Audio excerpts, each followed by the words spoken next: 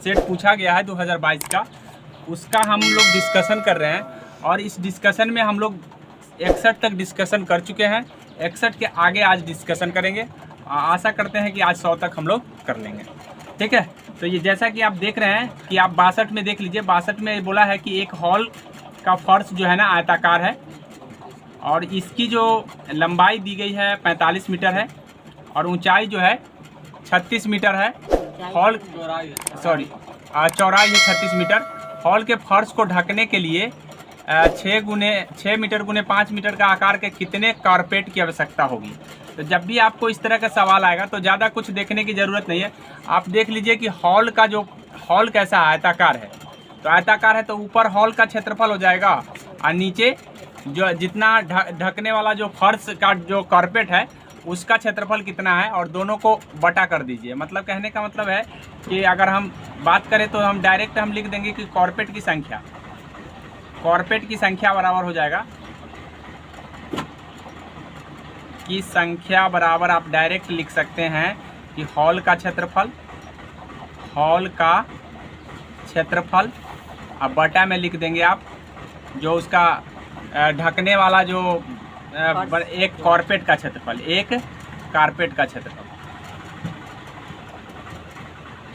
बस यही फार्मूला है। इस फार्मूला को आप याद रखेंगे तो क्लियरली आप बना लेंगे। अब देखिए हम कैसे इसको हल कर लेते हैं। हॉल का क्षेत्रफल अगर निकालेंगे तो आयताकार है तो लंबाई गुने चौड़ाई होगा, तो 45 गुने 36 हो जाएगा और कारपेट का कारपेट का क्षेत्रफल हो जाएगा 6 गुने 5। बस इसी को काट दीजिए, 6 से काट देंगे तो यहाँ 6 आ जाएगा, 5 से इसको काट देंगे तो 9 आ जाएगा। तो कारपेट की संख्या 9 कितना होगा 54। तो यहाँ पे 54 दिया है, 54 आंसर में आ गया। मेरे ख्याल से समझ में आ गया होगा। सिर्फ आपको ये ध्यान रखना है कि कारपेट की जब भी संख्या निकालना होगा तो 2 गो लंबाई चौड़ाई दिया होगा, तो जो कमरा का होगा उसको ऊपर रख दीजिए और कार नीचे रख दीजिए, बस दोनों को भाग कर दीजिए। भाग करने के बाद जो आएगा वो आपका आंसर हो जाएगा। अब आगे देख लीजिए, अगला सवाल है आपको, दाल का बहुवचन शब्द क्या है। तो दाल बहुवचन का मतलब होता है एक मतलब सिंगुलर से पुलर करना, मतलब एक वचन से बहुवचन।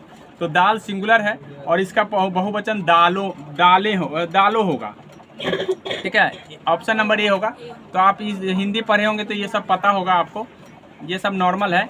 अगला देख लीजिए, अगला सवाल है, देशों के बीच विकास की तुलना करने हेतु उपयोग मापक है। तो आपको हम बता दें कि उपयोग जो विकास का माप होता है, 2 चीज़ होता है, एक विकास होता है और एक वृद्धि होता है। वृद्धि और विकास में बारीकी अंतर है।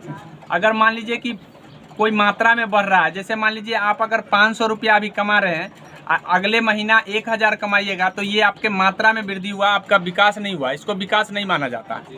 अर्थशास्त्र की भाषा में यदि आप 500 अभी कमा रहे हैं, अगले महीना 1000 कमाइएगा तो ये वृद्धि हुआ है आपका। लेकिन विकास उसे माना जाता है कि मान लीजिए कि आपने 500 रुपया ही कमा रहे हैं, आपने इसी 500 में शिक्षा भी ग्रहण कर लिया आपने, ठीक है। इसी 500 में आपने स्वास्थ्य अच्छा रखा, तो ये सारी चीज़ है। इसी 500 में आपने जितने भी ज़रूरत की चीज़ है सारे उपयोग कर लिया। तो यानी कहने का मतलब है उतना पैसा जितना में आप सब कुछ कर पाएँ तो वो विकास होता है। तो वृद्धि और विकास में यही फ़र्क होता है। तो वृद्धि और विकास को मापने के लिए जो तीन स्तर है, आपको ध्यान रखना है कि 3 चीज़ों से हम विकास को मापते हैं और वो 3 चीज़ है ना यूएनओ का दिया हुआ है। मतलब यूएन संस्था जो ऑर्गेनाइजर संस्था है वे विकास को एक तो सबसे पहले देखता है कि आय क्या है, प्रति व्यक्ति आय। देश का प्रति व्यक्ति आय का गणना करता है कि प्रति व्यक्ति जो है प्रति व्यक्ति आय का गणना करता है। आय क्या है, प्रति व्यक्ति आय। अब उसके बाद है आपको दूसरा है शिक्षा को देखता है, शिक्षा स्वास्थ्य, ठीक है। एक देखता है शिक्षा है और स्वास्थ्य है। और तीसरा है आपका जीवन प्रत्याशा,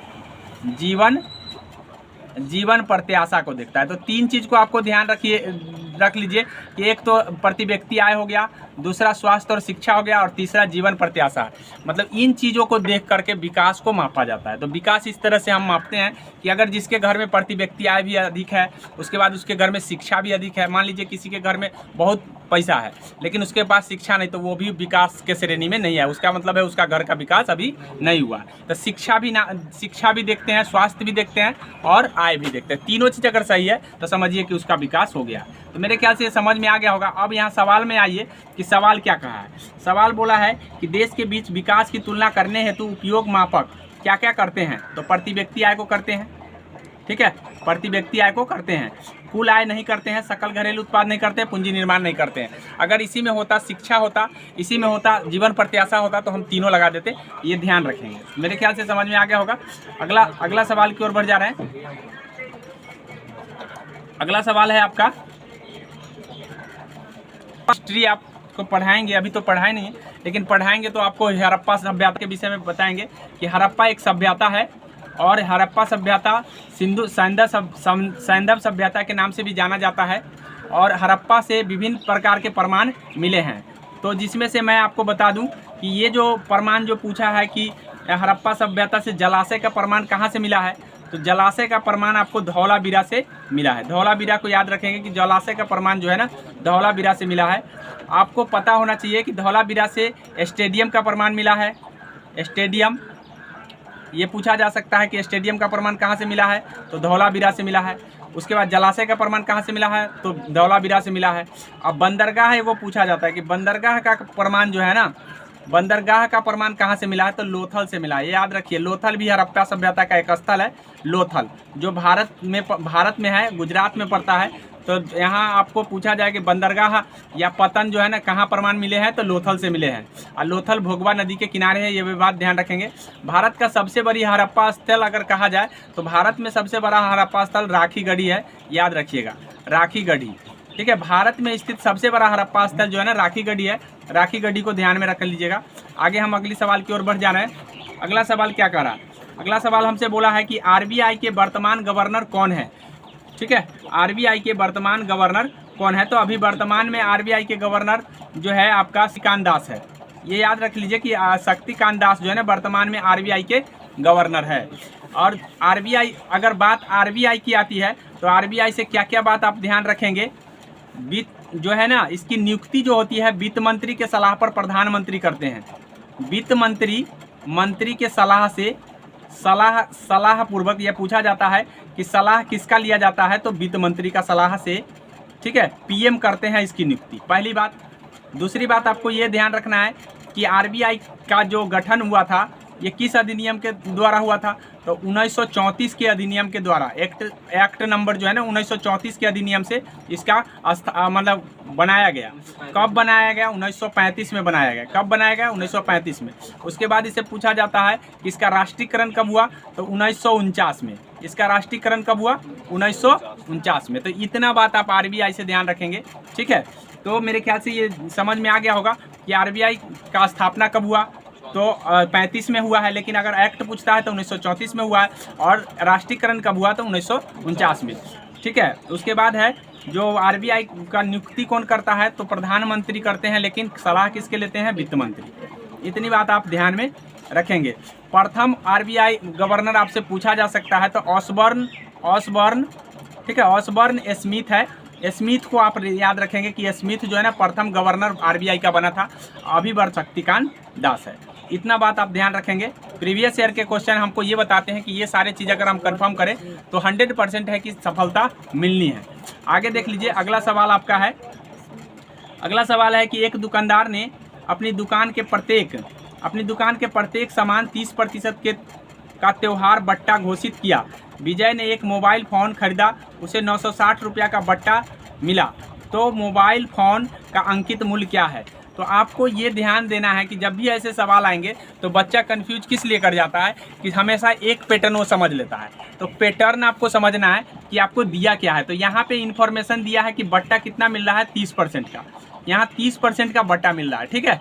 और आपसे निकालना क्या है, तो निकालना है कि एक दुकानदार अपने प्रत्येक सामान 30% बट्टा घोषित कर दिया और घोषित करने के बाद मोबाइल फ़ोन पर उसे 960 रुपया का बट्टा में डिस्काउंट मिला। तो मोबाइल फ़ोन का अंकित मूल्य मतलब मार्केट प्राइस क्या है, तो मार्केट प्राइस हमने निकालना बताया था कि मार्केट प्राइस अगर आपको विक्रय मूल्य दिया हुआ मतलब सेलिंग प्राइस दिया है तो डायरेक्ट सेलिंग प्राइस गुने ऊपर में 100 और नीचे में 100 माइनस जितना बट्टा दे रहा है उतना कर दीजिए। लेकिन यहाँ सेलिंग प्राइस नहीं है, यहाँ पे बोला छूट दिया है 960।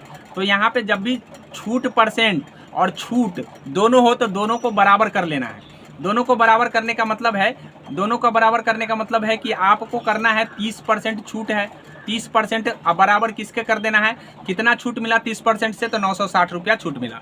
अब ये 30% बराबर 960 हो गया तो 100% अगर हमको निकालना होगा तो बराबर में हम 960 बटे 30 कर देंगे और गुना में कर देंगे 100। यही तुम्हारा कुल मतलब मार्केट प्राइस निकल जाएगा। ये यहाँ जो 960 दिया था ये दिया था छूट और ये छूट का प्रतिशत, बस ये दोनों को बराबर कर लेना है कि इतना हमको डिस्काउंट हुआ है कितना से 30% से। तो जब भी डिस्काउंट और डिस्काउंट परसेंट दिया है तो दोनों को क्या कर लीजिए बराबर। जब दोनों को बराबर कीजिएगा तो 100% अगर हमको निकालना होगा तो उसके लिए क्या करना है, ऊपर रख देना है 960 को और जितना छूट मिल रहा है उसको नीचे कर देना है और गुना में 100। जब इसको काटिएगा तो 1 0 से 1 0 कट गया, 3 से इसको काटेंगे तो ये होता है 32 या 96 अर्थात 32 और गुने 100 करेंगे तो 3200 आ जाएगा। कितना आ जाएगा 3200। तो यानी इसका आंसर आना चाहिए 3200। 3200 ऑप्शन नंबर 2 में दिया है, आप देख लीजिए ऑप्शन नंबर 2 में यहाँ पे 3200 दिया है। तो ये 3200 इसका मार्केट प्राइस रहा होगा। मेरे ख्याल से नहीं समझ में अगर आएगा तो आप 2 बार देखिए, 2 बार देखिएगा 100% समझ में आया। 2 पैटर्न मैंने बताया। एक पैटर्न मैंने बताया कि भाई अगर सेलिंग प्राइस दिया हो, सीपी दिया हो तो आपको क्या करना है, सीपी गुने 100 आप बटे में 100 माइनस बट्टा कर देना है। ये सीपी दिए होने के बाद, लेकिन सीपी नहीं दिया है, डिस्काउंट दिया है। जैसे मान लीजिए कि आप किसी दुकानदार के यहाँ गए तो आपको बोला कि भाई हम 30% छूट देंगे, तो 30% छूट देंगे तो 30% से कितना छूट मिलेगा, 4 रुपया, 10 रुपया, 50 रुपया। तो यहाँ पे 960 रुपया छूट मिला है तो 960 रुपया ये आपको छूट है, न कि सेलिंग प्राइस है। सेलिंग प्राइस तो 3200 हो जाएगा। कितना हो जाएगा छूट देने मार्केट प्राइस हो जाएगा 3200। अब उस पर 30% निकालेंगे तो सेलिंग प्राइस आ जाएगा। तो इस तरह से आप निकालते हैं। अब यहाँ देख लीजिए अगला सवाल है। अगला सवाल में कहा है कि निम्नलिखित में कौन सी नदी मुहाना बनाती है। नदी मुहाना एचुरी बनाती है, मतलब कहने का मतलब है तो ये आपको पता है कि डेल्टा बनाने वाली नदी और एचुरी बनाने 2 प्रकार की नदी होती है। एक तो बनाती है डेल्टा और एक बनाती है एचुरी।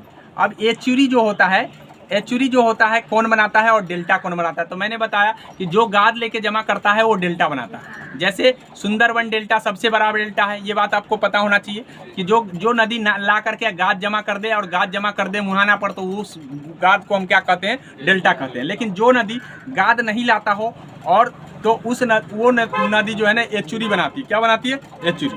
तो यहाँ पे समझ सकते हैं कि आप यहाँ है कि एचुरी कौन बनाती है, तो नर्मदा होगा। नर्मदा और ताप्ती एचुरी बनाने वाली है, ठीक है, ये ध्यान रखेंगे। यहाँ पे आंसर हो जाएगा आपका नर्मदा, ठीक है। तो मेरे ख्याल से समझ में आ गया होगा। अब हम बता दें आपको कि आखिर नर्मदा क्यों नहीं डेल्टा मतलब गाद लाती है। तो गाद ना लाने का कारण है, थोड़ा सा नर्मदा का कंस्ट्रक्शन समझ लीजिए कि नर्मदा जो है ना कैसे कंस्ट्रक्शन में है।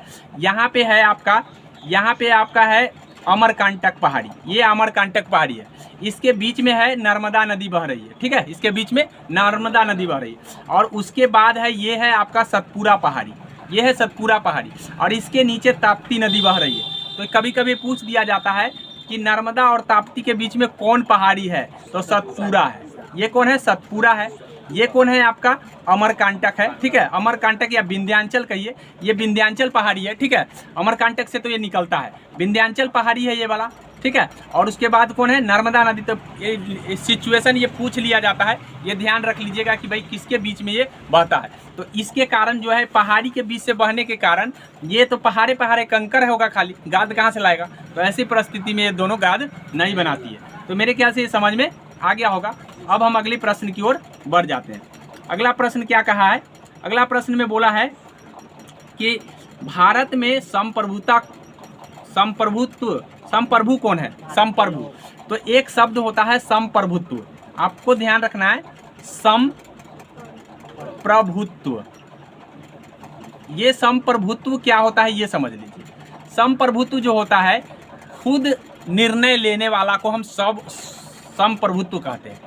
मतलब हम अपना डिसीजन हम खुद लेते हैं, तो इसका मतलब क्या है, हम संप्रभुत्व है। हमारा जो देश है संप्रभुत्व देश है। मतलब ये विशेषता, हमारी देश की विशेषता क्या है कि हमारा देश संप्रभुत्व है। क्यों? क्योंकि हम चाहे देश के अंदर निर्णय लेना हो, चाहे देश के बाहर निर्णय लेना हो। जैसे हमारे देश व्यापार बाहर भी करता है, अंदर भी करता है। तो अगर मान लीजिए कि हम किसी के दबाव में कोई कह दे कि अमेरिका कह दे कि आपको ये खरीदना है, तो हमको हमारी मर्जी है, मन होगा खरीदेंगे, नहीं मन होगा नहीं खरीदेंगे। अगर हम मान लिए कि जिसके दबाव में खरीद लिए तो हम संप्रभुत्व का चीज़ का हो गए। इसीलिए संप्रभुत्व देश है हमारा। हम जो चाहेंगे वो लेंगे, जो नहीं चाहेंगे उसको हम नहीं लेंगे। तो मेरे ख्याल से ये बात समझ में आ गया होगा कि संप्रभुत्व का मतलब होता है खुद निर्णय लेने वाला, चाहे आंतरिक मामले में या बाहर। तो अब यहाँ पे बोला है कि भाई संप्रभुत्व कौन है। यहाँ पे है प्रधानमंत्री है, राष्ट्रपति है, भारत के लोग हैं। तो यहाँ पे संप्रभु बनाया गया है भारत के लोग को। याद रखिएगा कि भारत की जनता ही सबसे बड़ा मालिक है। भारत की जनता निर्णय जो लेगी वही। भारत की, सुन लीजिए, भारत की जनता जिसको बनाती है वही न जाता है बाहर बात करने। मालिक कौन हुआ? हम जिसको बना के भेजे वही ना, हम बनाने वाले हम ना है। जिसको प्रधानमंत्री, सुन लो, प्रधानमंत्री तो हमारा प्रतिनिधि है। हम उसको बनाए तब न गया, हम बनाए तब न गया। तो निर्णय वो थोड़ी न लिया, हम न लिए। हम जिसको बना रहे हैं वो न निर्णय, अगर हम हटा देंगे तो वो हट जाएगा। यानी कहने का मतलब, इसीलिए संप्रभु कौन हो गया? भारत की जनता। ठीक है, प्रधानमंत्री नहीं होते हैं। बहुत को लगता है कि प्रधानमंत्री होंगे ना तो राष्ट्रपति होंगे, नहीं। क्योंकि संप्रभु हम हुए, क्योंकि हम चुनते हैं। हम चाहेंगे तो हटाएंगे, हम चाहेंगे तो लाएंगे। ठीक है, तो हमारी इच्छा, इसीलिए भारत की जनता क्या है? संप्रभु है। मेरे ख्याल से समझ में आ गया होगा। यहाँ देख लीजिए, भारत के लोग होगा यहाँ। अब अगला प्रश्न है आपका। अब संप्रभु से आप ये और भी बातें थोड़ा सा और ध्यान कर लीजिए। अगला क्वेश्चन है, यहाँ पे देख लीजिए कि बिहार दिवस मनाते हैं। तो बिहार दिवस कब मनाते हैं? तो आपको पता होना चाहिए कि हमारा जो बिहार है, पहले बंगाल और बिहार सभी एकत्र हुआ करता था। ठीक है, सन 1912 में बंगाल से बिहार और उड़ीसा अलग हो गया।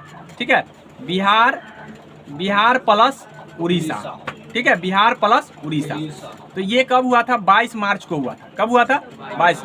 इसीलिए 22 मार्च को हम बिहार दिवस मनाते हैं। कब हुआ था? 22 मार्च को। इसीलिए हम 22 मार्च को बिहार दिवस मनाते हैं। तो मेरे ख्याल से समझ में आ गया होगा कि हमारा बिहार कब एक बिहार के रूप में आया। तो 1912 में आया। ठीक है, और उस समय जो है ना, अभी जैसे कहने का मतलब है कि हम आपको बता दें कि सच्चिदानंद सिन्हा जो थे वो बिहार के लिए मांग किए थे कि हमारा बिहार जो है ना, क्योंकि बिहारियों को ज़्यादा नहीं समझा जाता था, और दूसरी बात है कि बिहारियों के प्रति एक अलग भावना रखा जाता था, जिसके कारण जो है ना अलग बिहार की मांग हुई उठी, और बिहार को जो है ना एक अलग राज्य का दर्जा मिला। तो मेरे ख्याल से समझ में आ गया होगा। अब हम बात कर लेते हैं कि बिहार को कई बार टूटा है। बिहार कई बार टूटा है। बिहार आपको टूट गया है, आपको हम बता दें कि 1936 में टूट गया है। बिहार से उड़ीसा अलग हो गया। बिहार टूट गया है 2000 में। ठीक है, तो 2000 में टूटा है तो बिहार और झारखंड बना। तो इस तरह से बिहार, अभी तक बिहार जो है ना 3 बार, एक बार बंगाल से अलग हुआ, एक बार बिहार से उड़ीसा अलग हो गया, एक बार बिहार से झारखंड। तो बिहार का वर्तमान बिहार जो है ना, वर्तमान बिहार 2000 का दिन है। वर्तमान बिहार जो है ना 2000 का दिन है। क्योंकि अभी हमको से पूछेगा कि वर्तमान बिहार कब एक बिहार बना है, तो वर्तमान बिहार जो है ना 2000 में। आगे समझ में? ऐसे बिहार बना है 1912 में। आगे समझ में? तो ये अगला सवाल आप बढ़ जाते हैं हम आगे की ओर। अगला सवाल है आपका कि निम्नलिखित में उपार्जित लक्षण है। निम्नलिखित में उपार्जित लक्षण क्या है?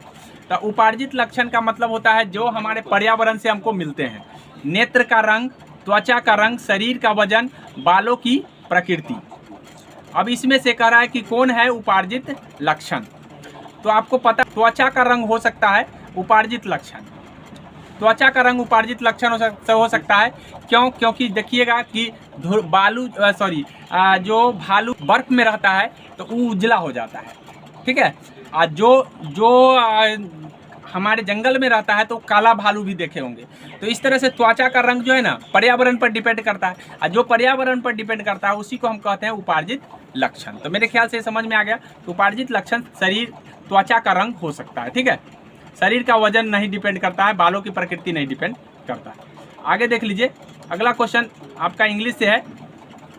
इंग्लिश में बोला है कि choose the correct answer to the question from the options that follow.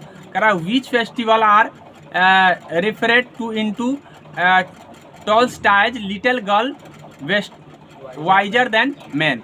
तो आप ये 10वीं के किताब में पढ़े होंगे, little girls wiser than man. ठीक है, 10वीं का किताब में ये दिया हुआ है। आप नहीं अगर पढ़े तो एक बार जाके पढ़ लीजिएगा। ये 10वीं की किताब में ये कहानी दिया गया है। तो बोला है कि कौन फेस्टिवल पर ये जो है ना ये लिखा गया है, ये जो चैप्टर है ये कौन फेस्टिवल पर बताया गया है। तो ईस्टर फेस्टिवल पर बताया गया। तो ये आपको पता होगा तभी आप बता सकते हैं।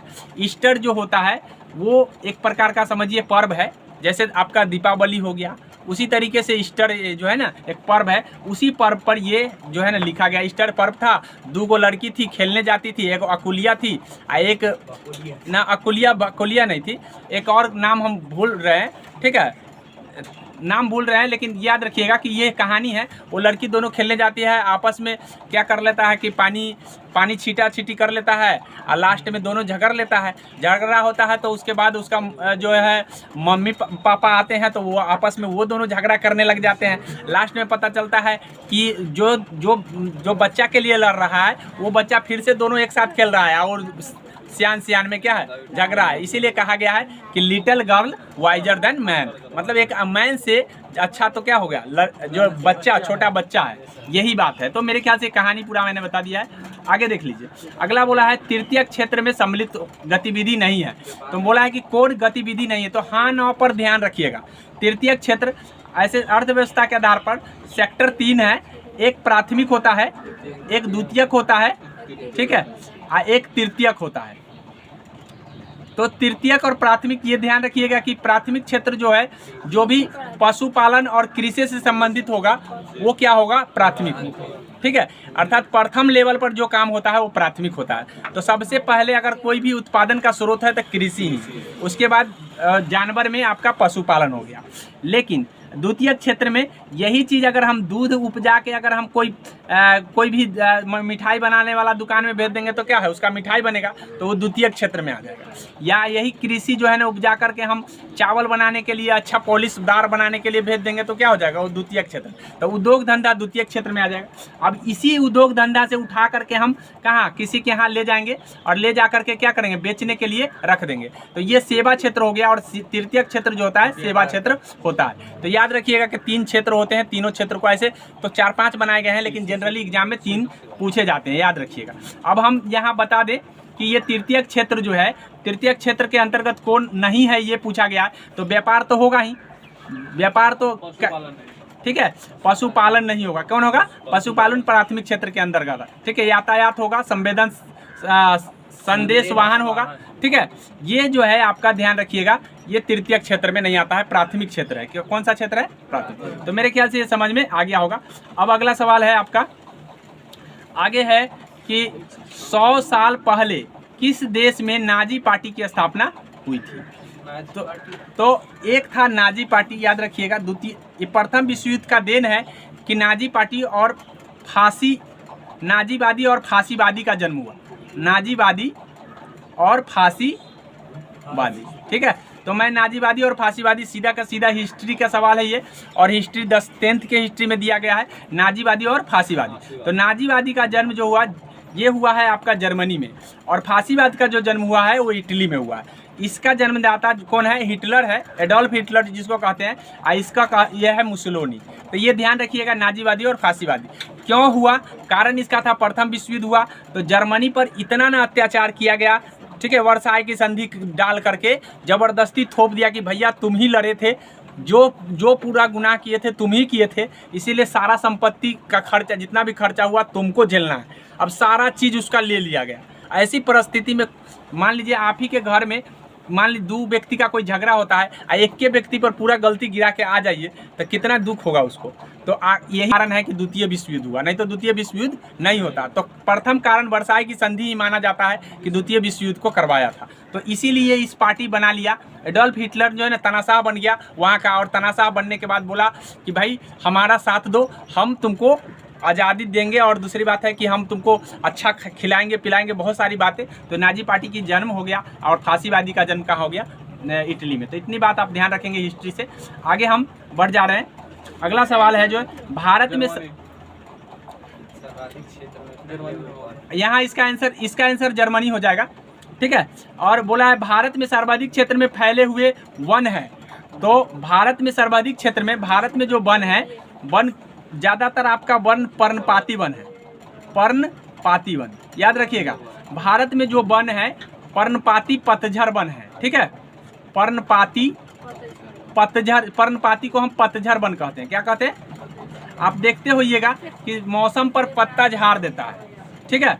क्या करता है, मौसम जो आता है तो क्या होता है, पत्ता झड़ जाता है। तो पतझड़ वन हमारे यहाँ ज़्यादा है। ऐसे वन तो सारे हैं, लेकिन सबसे अधिक अगर वनों की संख्या है तो पर्णपाती वन है। कौन है? पर्णपाती। पर्णपाती यहाँ दो जगह दिया हुआ है, एक उष्ण कटिबंधीय पर्णपाती, एक सीधे पर्णपाती। तो याद रखिएगा उष्ण कटिबंधीय पर्णपाती है। कौन सा है? उष्ण कटिबंधीय, क्योंकि हमारा देश एक उष्ण कटिबंधीय देश है, इसीलिए उष्ण कटिबंधीय देश होने के कारण उष्ण कटिबंधीय वन जो है ना यहाँ पे पर्णपाती वन पाए जाते हैं। तो ये ध्यान में कर लीजिए। अगर सीधे पर्णपाती लगा दीजिएगा तो गलती हो जाएगा। सदाबहार भी वन है और भी वन है, मैनग्रोव वन भी है। तो जब हम वन पढ़ाएंगे तो उस समय बताएंगे, ज्योग्राफी का सवाल है। आगे हम बढ़ जा रहे हैं।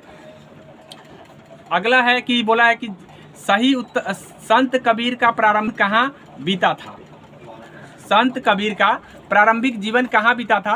तो आपको ध्यान रखना है कि कबीर जो है ना, कबीर से आपको क्या क्या ध्यान रखना है, ये बात ध्यान कर लीजिए। कबीर से आपको सबसे पहले याद रखिएगा कि भक्त दो प्रकार का होता है। भक्त जो होता है ना, ये भक्त दो प्रकार के होते हैं। एक भक्त जो होते हैं सगुण भक्त होते हैं, सगुण। एक होते हैं सगुण और एक होते हैं निर्गुण, ठीक है। एक सगुण और एक निर्गुण, ठीक है। तो निर्गुण जो होते हैं, निर्गुण भक्त जो होते हैं, वो आपको ध्यान में रखना है कि जो किसी भी भगवान को, प्रतिमा को पूजा नहीं करता है, और ये प्रतिमा की पूजा करने वाला सगुण होता है।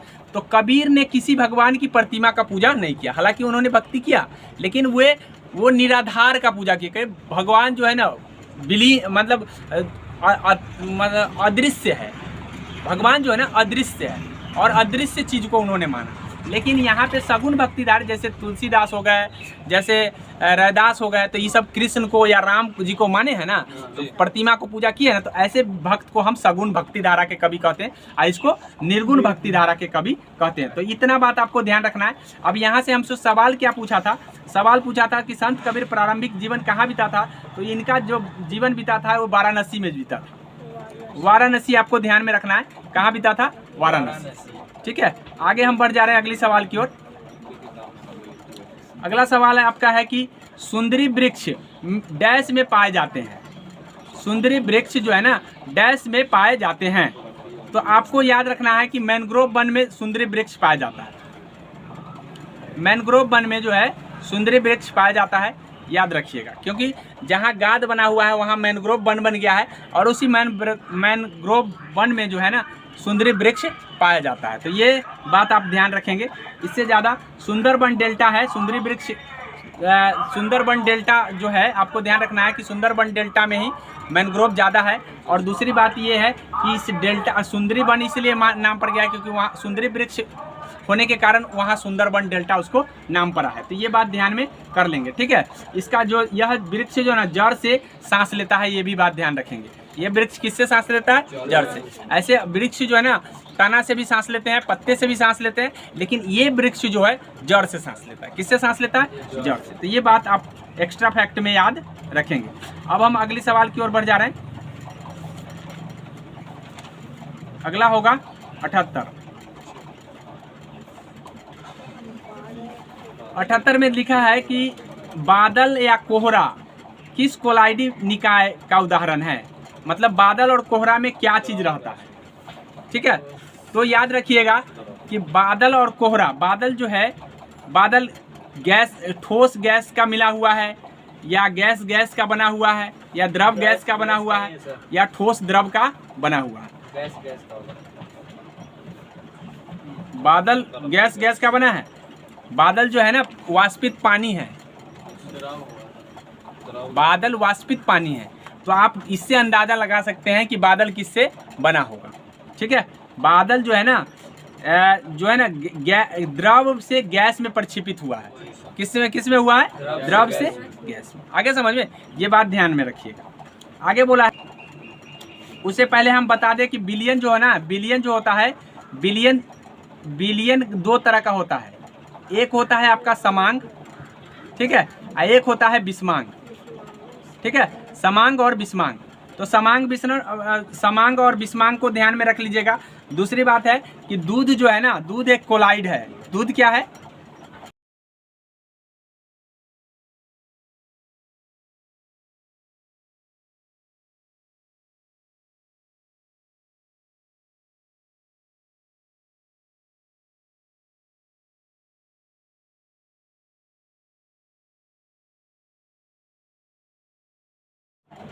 बादल क्या है?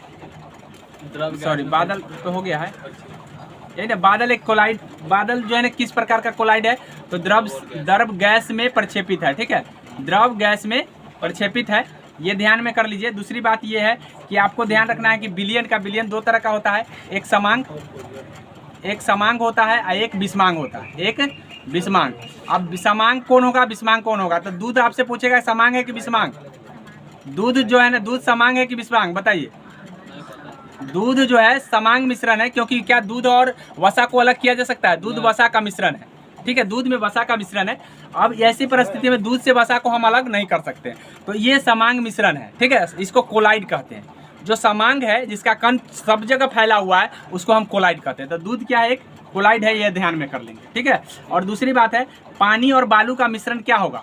पानी और बालू का मिश्रण, पानी प्लस बालू क्या होगा? कैसा होगा? विषमांग होगा, क्योंकि हम पानी से क्या कर सकते हैं? बालू को हम अलग कर सकते हैं। आगे समझ में, तो ये बात ध्यान में कर लीजिए। अगला सवाल है संज्ञा शब्द जहर में ईला प्रत्यय जोड़ने से कौन सा बन जाएगा? तो सबको पता है, जहर में ईला जोड़ देंगे तो आपको पता है, जहर प्लस ईला करके देखिए, जहर प्लस ईला, ठीक है, तो क्या बन जाएगा? जहरीला बन जाएगा। क्या बन जाएगा? जहरीला। आगे समझ में, तो जहरीला यहाँ पे दिया है ऑप्शन नंबर दूगो है। आप बताइए कौन सा होगा?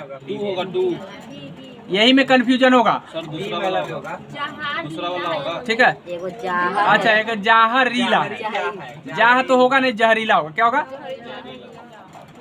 जहरीला शब्द दूसरा हो जाएगा, ठीक है। आगे देख लीजिए, भारत में बजट निर्माण का कार्य किया जाता है।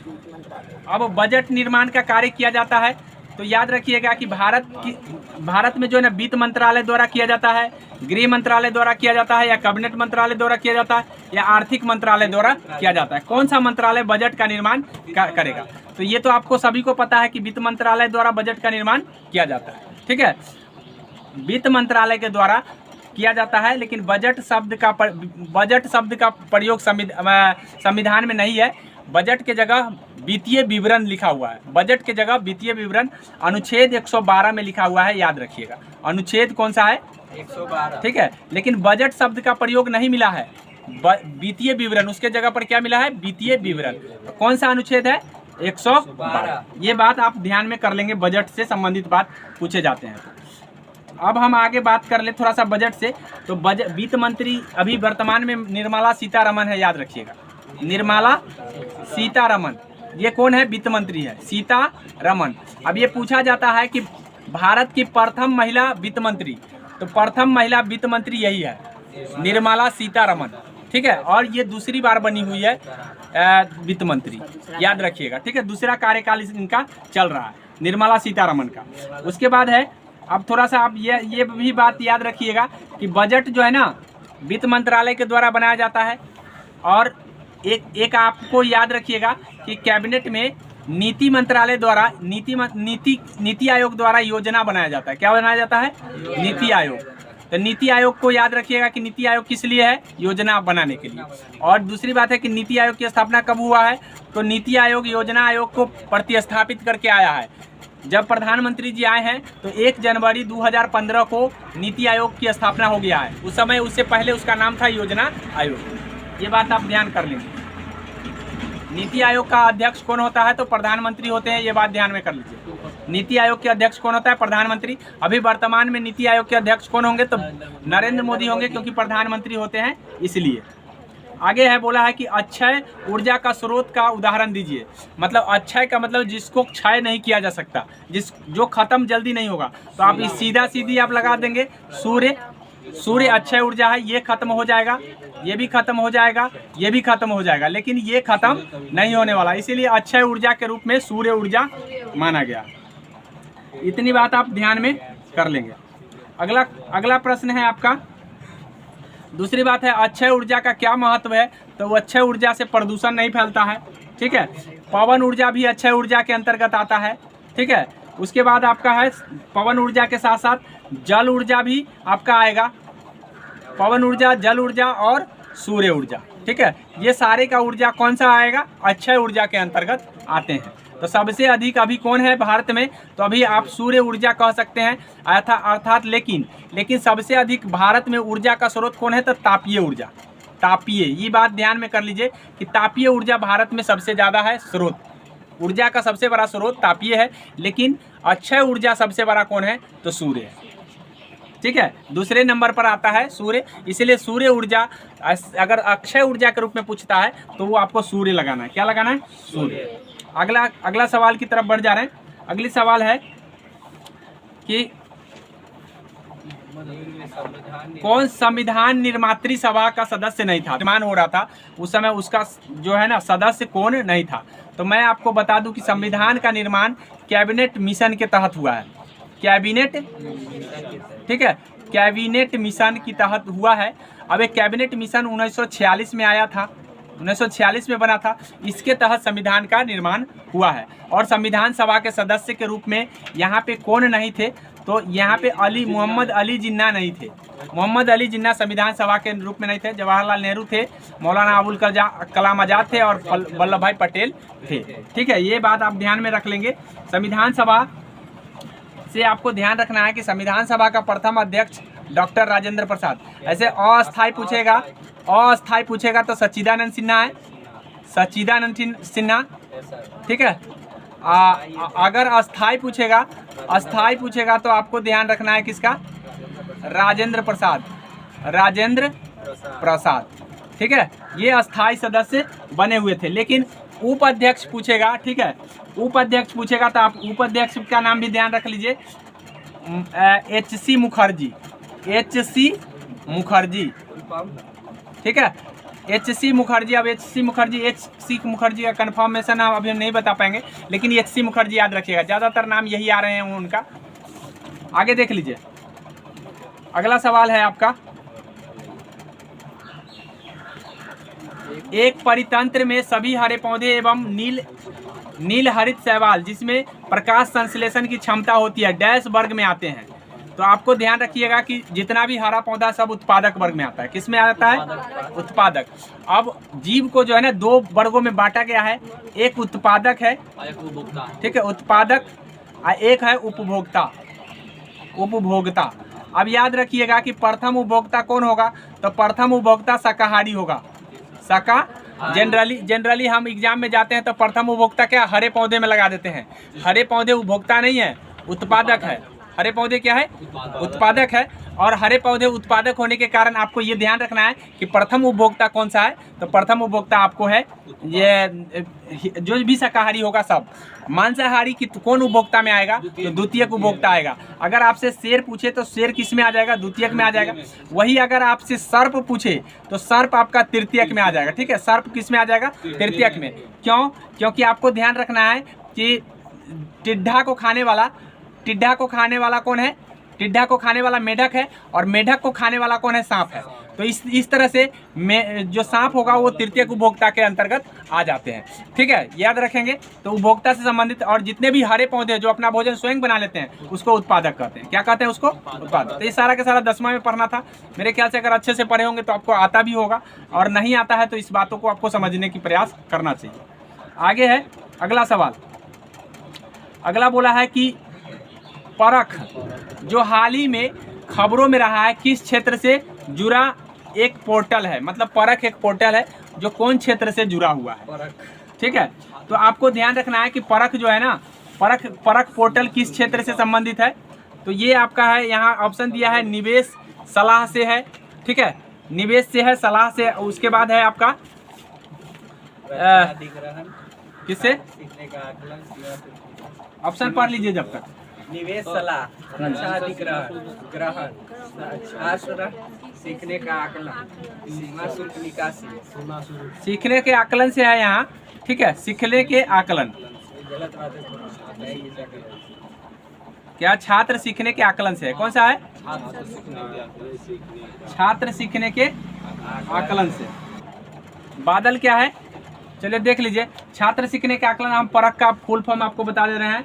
परफॉर्मेंस असेसमेंट, परख का जो फुल फॉर्म है परफॉर्मेंस असेसमेंट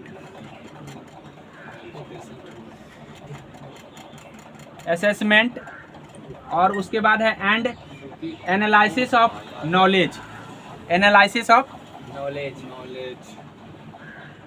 नॉलेज, ठीक है। तो ये नॉलेज, एनालिसिस नॉलेज आ गया तो इसका मतलब सीखने से ही होगा। एनालिसिस नॉलेज का मतलब क्या होगा? सीखने से होगा। तो ये ध्यान में रख लीजिए। जब फुल फॉर्म हमको पता है, परफॉर्मेंस, ठीक है, असेसमेंट, एनालिसिस ऑफ नॉलेज, ठीक है, नॉलेज फॉर किसके लिए? For historic development, for historic development, मतलब हिस्टोरिक ऐतिहासिक डेवलपमेंट के लिए, जो ऐतिहासिक डेवलपमेंट हो बच्चों में, उसके लिए एक पोर्टल बनाया गया है। वो ही पोर्टल क्या कहला रहा है? परख कहला रहा है। क्या कहला रहा है? परख। तो आप इस जब आपको हिंदी ये फुल फॉर्म इसका पता होगा या इसके बारे में कुछ पता होगा तो आप अंदाजा लगा सकते हैं कि परख है क्या। परख क्या हो जाएगा? सीखने से, छात्र को सीखने से संबंधित है। अब अगला सवाल आपका है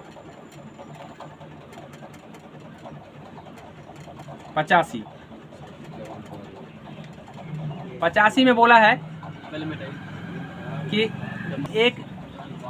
जापान एक विकसित धनवान देश बना है। जापान आखिर धनवान देश कैसे बना है?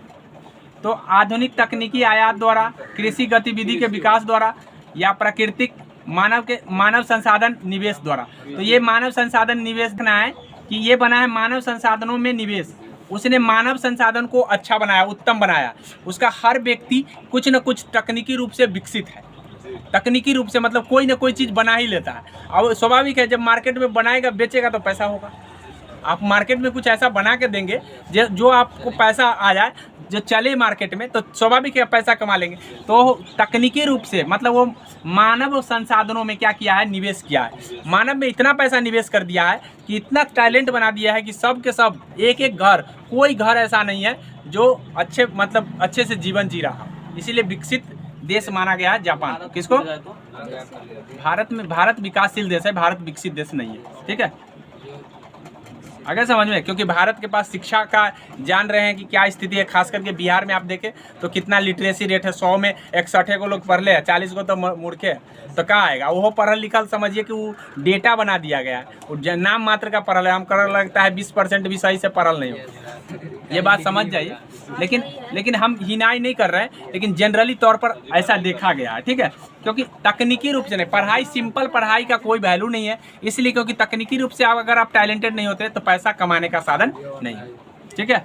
आगे देख लीजिए। आगे बोला है जितेंद्रिय शब्द में संधि विशेष। तो आपको संधि भी पढ़ना होगा हिंदी के में, याद ध्यान रखिएगा। तो यहाँ पे हो जाएगा जीत जोड़ इंद्रिय होगा। जीत जोड़ इंद्रिय कहीं लिखा हुआ है क्या? ए में लिखा है जीत जोड़ इंद्रिय, क्योंकि आपको पता है कि लिखा हुआ है जितेंद्रिय। एकले आया है ना, तो एकले आपको बनता किससे है? तो अ जोड़ ई से, अ जोड़ ई से एकले बन जाता है। क्या बन जाता है? एकले। इसीलिए आपको ध्यान रखना है जितेंद्रिय शब्द में अ जोड़ ई किस में आया है? तो पहला वाला में, त में अ है, त में अ है और उसके बाद लास्ट में ई दिया हुआ है, इसलिए अ और ई के मिलने से ए बन जाता है। अब ये ध्यान रखेंगे, ये एक स्वर संधि का उदाहरण है। ये भी बात आपको ध्यान में रखना है। बी होगा ना सर ऑप्शन? वहाँ तो एकले तो ऑलरेडी दिया हुआ है, एकले दिया हुआ है। एकले बनेगा कैसे? विकार पैदा होने का क्या मतलब है कि अ को ई को हटने से क्या बन गया? ए बन गया, एकले बन गया। इसीलिए यहाँ हो जाएगा ए आंसर। अगला 87 नंबर देख लीजिए। मृदा अपरदन को रोका जा सकता है। तो मृदा अपरदन को अगर यदि आपको रोकना है तो वन रोपिएगा तो हो जाएगा, ठीक है। वन लगाएंगे तो हो जाएगा। वन उन्मूलन द्वारा नहीं होगा, ठीक है। वन को हटा देंगे तो थोड़ी न मृदा अपरदन होगा। तो ये गलत हो गया। इस तरह से उर्वरक अधिक प्रयोग करेंगे तो ये भी गलत है। और उसके बाद है अतिचरण। तो अतिचरण मतलब मवेशी को अधिक चराने से भी मृदा का अपरदन होता है, इसलिए आंसर हो जाएगा आपका ए, मतलब 1 हो जाएगा। आगे देख लीजिए, भारत के निहाल शरीर का संबंध निम्नलिखित में से किस खेल से है? अब निहाल शरीर का संबंध कौन सा है? तीरंदाजी है, साइकिलिंग है, या आपका है कुश्ती, शतरंज। तो शतरंज, निहाल शरीर जो है ना शतरंज से संबंधित है, ये याद रखिएगा। किससे संबंधित है? तो इसका मतलब, ताकि ये पूछा जा सकता है कि क्या खेलता है या ये किस खेल से संबंधित है या इनको कौन सा पुरस्कार मिला है, ये सारे चीज आपको ध्यान में रखना। तो यहाँ पे हो जाएगा आपका कौन सा? शतरंज हो जाएगा। निहाल शरीर का संबंध किससे है? अब ठीक है, हाल ही में चर्चा में रहा है और भी शतरंज खिलाड़ी, उनका नाम आपको ध्यान में रखना है। आगे देख लीजिए, अगला सवाल है आपका कि इस्पात तथा लोहे को जंग से सुरक्षित रखने के लिए उन पर यसद लेपन की प्रक्रिया में एक पतली परत निम्न की है। मतलब इस्पात पर हम किसका लेप चढ़ाते हैं, ये बोला है। इस्पात पर किसका लेप चढ़ाते हैं? तो याद रखिएगा, यसद लेपन में जस्ता का प्रयोग होता है। यसद लेपन है ना, यसद लेपन में किसका प्रयोग होता है? जस्ता का प्रयोग करते हैं। एक होता है ग्लेबलाइजेशन और यसद लेपन, तो उसी को हम ग्लेबलाइजेशन या यसद लेपन के नाम से जानते हैं, याद रखिएगा। दूसरी बात है कि एक होता है जंग से बचने के लिए यसद लेपन का प्रयोग किया जाता है, जस्ता का लेप चढ़ाकर। किसका? जस्ता का लेप। इसको अंग्रेजी में ग्लेबलाइजेशन बोलते हैं और हिंदी में यसद लेपन बोलते हैं। ठीक है, कभी कभी क्या होता है कि हम क्रोमियम को मिलाकर भी रोक देते हैं या हम पेंट करके भी रोक देते हैं। किसी चीज़ का पेंट कर देते हैं तो उसका क्या जंग नहीं लगता है, जिसके कारण हम, तो याद रखिएगा कि कभी तो उस वस्तु के ऊपर डिपेंड करता है। लेकिन इस्पात में किसका लेप चढ़ाया जाता है? जस्ता का। इस्पात में किसका लेप चढ़ाया जाता है? जस्ता। आगे है 90 है आपका कि डॉक्टर, इसका आंसर जस्ता हो जाएगा। आगे देख लीजिए, अगला बोला है कि B R Ambedkar was a dash by profession. तो प्रोफेशन से ये लॉयर थे, याद रखिएगा। ठीक है, डॉक्टर नहीं थे, इंजीनियर नहीं थे और पायलट नहीं थे, वे लॉयर थे। ठीक है, वकील थे। क्या? डॉक्टर PhD जब आप कर लोगे तो डॉक्टर आपके नाम के पहले लग जाता है, इसीलिए डॉक्टर भीमराव अम्बेडकर बोलते हैं। डॉक्टर थे नहीं, डॉक्टरेट की डिग्री धारी करने के कारण उनको डॉक्टर लगाया जाता है। PhD कर लेंगे, उसके बाद कोई जॉब नहीं करेंगे तो डॉक्टर प्रोफेशन से नहीं थे वे। PhD करने के बाद जो है ना, वो डॉक्टर नहीं थे। ठीक है, याद रखिए। सब PhD करने के बाद कोई भी इसके साथ डॉक्टर। हाँ, PhD अगर आप कर लेते हैं तो आप डॉक्टर जो है ना लगा सकते हैं अपने नाम के पहले। चलिए आगे देख लीजिए। आगे बोला है, उसने मुझे सोता हुआ पाया। तो ही फाउंड मी स्लीपिंग हो जाएगा। He found me sleeping. ठीक है, याद रखिएगा कि ऑब्जेक्ट के बाद हमेशा V4 आता है। यहाँ देख लिया, ऑब्जेक्ट के बाद हमेशा V4 आता है। ऑब्जेक्ट के बाद हमेशा आया है, ये सही है। लेकिन यहाँ पे देखिए, मी के बाद क्या सेलेक्ट आया, V3 आ गया, जो कि गलत है। ये स्ट्रक्चर होता है, मैंने बता दिया कि ऑब्जेक्ट जब आएगा तो उसके बाद कौन सा आएगा? V4 आएगा। जिरंड आना चाहिए, जिरंड V4 होता है। आगे समझ में? क्या नहीं समझ में? मतलब क्या कहते हैं, बोल दिए ना कि ऑब्जेक्ट जब आएगा, ऑब्जेक्टिव केस होगा, तो उसके बाद जिरंड आता है। क्या आता है? जिरंड। जिरंड का मतलब V4। अब देख लीजिए इस ऑप्शन में कै गो में जिरंड दिया है या नहीं दिया है? दिया है। देखिए यहाँ मी आया है, ऑब्जेक्टिव केस है, यहाँ भी मी आया, यहाँ भी मी, सब जगह मी आया। और ऑब्जेक्टिव केस में यहाँ हैविंग सेलेक्ट दिया है ना, V4 दिया है ना, तो V4 यह हैविंग सेलेक्ट नहीं होगा, जो आगे से यानी V2 नहीं आएगा। याद, सेलेक्ट या V3 नहीं आएगा। यहाँ पे ऑप्शन नंबर ये हो जाएगा। चलिए आगे देख लीजिए, अगला सवाल है, उत्तर दक्षिण गलियारा जोड़ता है। तो याद रखिएगा कि गलियारा का मतलब हो गया कि आपका ये भारत है। ठीक है, और भारत में आपको ध्यान रखना है थोड़ा सा ये बात कि ये आपका भारत है और भारत में ये पूरब से पश्चिम हो गया और ये उत्तर से दक्षिण हो गया। तो उत्तर से दक्षिण जो गलियारा होगा वो कहाँ से कहाँ तक आता है। तो यहाँ पे बोला नई दिल्ली से मुंबई, सिलचर से पोरबंदर, श्रीनगर से कन्या, नहीं, उत्तर से दक्षिण श्रीनगर, ऊपर श्रीनगर और नीचे कन्याकुमारी, ऊपर श्रीनगर और नीचे कन्याकुमारी। पूरब से पश्चिम का आएगा तो सिलचर से आपका पोरबंदर हो जाएगा, सिलचर से पोरबंदर। पूरब पश्चिम गलियारा है ये है, और ये आपका है उत्तर से दक्षिण गलियारा। आगे समझ में, चलिए आगे देख लीजिए। मानव पूंजी में निवेश करने की का जरिया है। मानव पूंजी में हमको निवेश करना है तो क्या चीज का है? शिक्षण करेंगे, प्रशिक्षण भी करेंगे, ये पर दोनों कर लेंगे। कौन कर लेंगे? दोनों। तो इसका आंसर 3 हो जाएगा, ऑप्शन नंबर 3 हो जाएगा। क्या मतलब? ट्रेनिंग। आगे समझ में। बायोगैस का मुख्य घटक, तो आपको ध्यान रखना है बायोगैस का मीथेन है, CH4, जिसको CH4 बोलते हैं, ठीक है। बायोगैस का मुख्य घटक क्या है? मीथेन। आपको याद रखना है कि द्रवित जो LPG है, LPG का मुख्य घटक जो है ना आपको है प्रोपेन। ब्यूटेन और प्रोपेन उसमें होता है, लेकिन उसका मुख्य घटक प्रोपेन है, ये ध्यान रखेंगे। और बायोगैस का मुख्य घटक क्या है? मीथेन है। आगे बोला है भारत में लौटते मानसून की ऋतु अवधि है, तो याद रखिए कि जून और जुलाई में मानसून जाता है, लौटता नहीं है, मतलब आता है। आ करके लास्ट में जब जनवरी आता है, ठंडा का समय आता है, तो उस समय मानसून क्या हो जाता है? लौट आता है। मतलब मानसून जाने का समय कौन हो गया आपको? तो जून और जुलाई। आने का समय कौन हो गया? जनवरी और फरवरी। ठंडा के समय, तो ठंडा के समय कहाँ वर्षा होता है? तो लौटते मानसून से वर्षा तमिलनाडु में होता है। पूछा गया कि लौटते मानसून से वर्षा कहाँ होता है? तमिलनाडु में। तो जनवरी फरवरी इसका आंसर हो जाएगा। कभी कभी पश्चिमी विक्षोभ उत्पन्न होता है, तो हमारे यहाँ भी वर्षा ठंडा में हो जाता है। ठंडा में जनरली वर्षा होता नहीं है, लेकिन हमारे यहाँ अगर वर्षा होता है तो वो पश्चिमी विक्षोभ के कारण हो जाता है। लेकिन तमिलनाडु में लौटते मानसून के कारण होता है। जब मानसून लौटता है तो वर्षा कहाँ होता है? तमिलनाडु में। ये बात आप ध्यान में कर लेंगे। आगे है 1917 में देश की पहली जूट मिल कहाँ स्थापित की गई थी? तो आपको यह ध्यान रखना है कि 1917 में अहमदाबाद नहीं, 17 में पूछा है ना, तो 17 में आपको ध्यान में रखना है कि 17 में मिल का जो स्थापना हुआ था वो आपको हुआ था ऐसे सबसे पहला मिल जो ना रिसरा में हुआ था। कहाँ हुआ था? रिसरा, ठीक है। जूट मिल जो है ना, पहला जूट मिल जो हुआ था वो रिसरा में हुआ था। कहाँ हुआ था? रिसरा में। लेकिन ये बात ध्यान रखिएगा, क्या नंबर 96 है ना, तो रिसरा में हुआ था। रिसरा में कब हुआ था? तो ये ध्यान में कर लीजिए कि रिसरा में हुआ था 1855 में। कहाँ हुआ था? 1855 में, ठीक है। 1855 में रिसरा में पहली बार मिल का स्थापना हुआ था। लेकिन यहाँ पे डेट क्या है? 1917। कौन है? 1917। तो 1917 में जो हुआ था वो जूट मिल जो बना था, ये ध्यान में कर लीजिए कि ये अहमदाबाद में ही बना था। कहाँ बना था? अहमदाबाद, ठीक है। आगे देख लीजिए, कर्नाटक में होने वाली ग्रीष्म ऋतु की वर्षा को कहते हैं। तो जो कर्नाटक में वर्षा होता है उसको हम आम्र वर्षा, कर्नाटक और केरल की वर्षा को आम्र वर्षा कहते हैं, क्योंकि उस समय आम का फल अच्छा हो जाता है वर्षा होने से, इसलिए आम्र वर्षा के नाम से जानते हैं। कहाँ कहाँ पर जानते हैं? कर्नाटक और केरल। कर्नाटक और केरल में जो वर्षा होता है वो आपको आम्र वर्षा के नाम से जाना जाता है।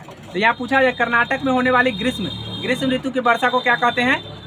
आम्र वर्षा। लेकिन यही पश्चिम बंगाल में जो वर्षा होता है ग्रीष्म ऋतु में, उसको हम नार्वेस्टर या काल बैसाखी के रूप में जानते हैं। पश्चिम बंगाल में पूछता तो क्या कहते हैं हम? काल बैसाखी। लेकिन अगर यही पूछता है कर्नाटक और केरल में, तो आम्र वर्षा, उसी का आंसर आम्र वर्षा होता है। तो ये ध्यान रख लीजिए। असम में होता है तो उसको चाय वर्षा के नाम से जानते हैं, ये भी बात ध्यान में कर लीजिए। आगे सविनय अवज्ञा आंदोलन कब और किस यात्रा से शुरू हुआ था?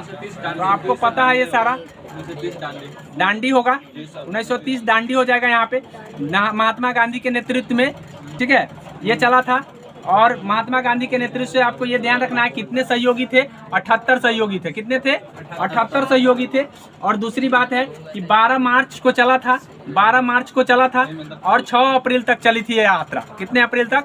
6 अप्रैल तक। तो 12 मार्च से लेकर 6 अप्रैल तक ये यात्रा चला था। और वहाँ जाकर के नमक कानून को भंग किया है। वहाँ जाकर क्या भंग किया गया है? नमक कानून। आगे है लेनिन की उत्तराधिकारी कौन था?